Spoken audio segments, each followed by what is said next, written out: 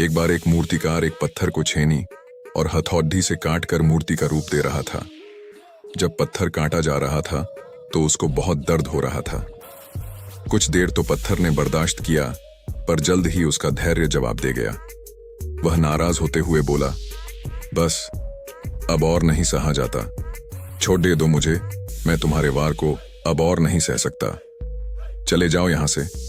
मूर्तिकार ने समझाया, अधीर मत हो, मैं तुम्हें भगवान की मूरत के रूप में तराश रहा हूं। अगर तुम कुछ दिनों का दर्द बर्दाश्त कर लोगे तो जीवन भर लोग तुम्हें पूजेंगे।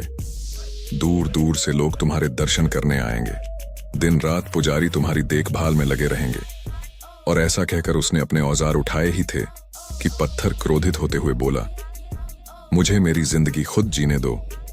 मैं जानता हूं मेरे लिए क्या अच्छा है क्या बुरा।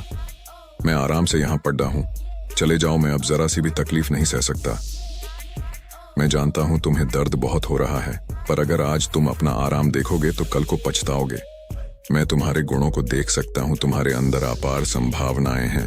यूं यहां पढ़े पढ़े अपना जीवन बर्बाद मत करो, मूर्तिकार ने समझाया। पर पत्थर पर उसकी बात का कोई असर नहीं हुआ। वह अपनी बात पर ही अड्डा रहा।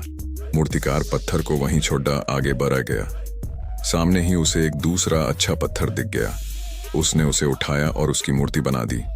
दूसरे पत्थर ने दर्द बर्दाश्त कर लिया और वो भगवान की मूर्ति बन गया। लोग रोज उसे फूल माला चढ़ाने लगे।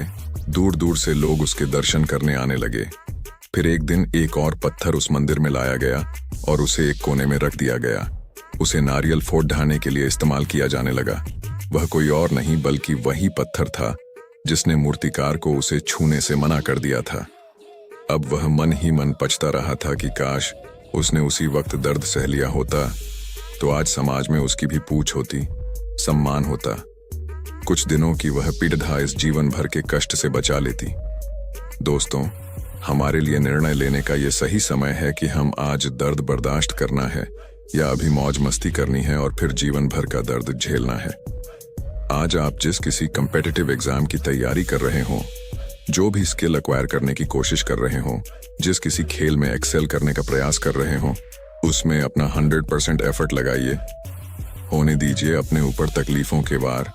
हार मत मानिए, उस दूसरे पत्थर की तरह अभी सह लीजिए और अपने लक्ष्य को प्राप्त करिए, ताकि पहले पत्थर की तरह आपको जीवन भर कष्ट ना सहना पड़े।